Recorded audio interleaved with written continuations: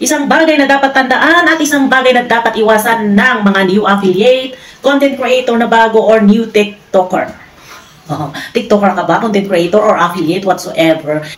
Expect to succeed. Ano pa nga ba? Para hindi masira yung effectiveness nyo, iwasan natin ang self-doubts and negative thoughts. Naku, madalas yan ang kalaban natin, lalo-lalo na pag nakikita natin na ang gaganda, gugwapo, at saka ang gagaling ng mga kompetensya natin, lalong-lalo na sa atin ng mga affiliates, di ba? Even sa mga content creator, yung mga gumagawa ng video for monetization, di ba?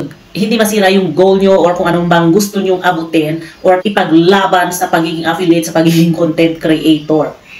Lalong-lalo na sa mga kagaya kong new affiliate, nako, mga pinaglalaban natin, pangarap natin. So, ito ang bagay na dapat nating tandaan. Diba, lalo na kung nagdasal ka na, Lord, i-bless mo itong affiliate ko, itong promotional videos ko para maraming sales, malaking benta, maraming benta. Oh. Tapos nagawa mo na rin siguro yung mga tinuturo ng unang affiliate at content creator na be consistent, dapat magsipag, nagdasal ka, nagsipag ka. Tapos biglang sinira ng pagiging negative mo, huwag kang nega, always be positive. Pinagdasal mo yan, sinipagan mo yan, tinrabaho mo yan, so dapat ang expectation mo dyan maging successful.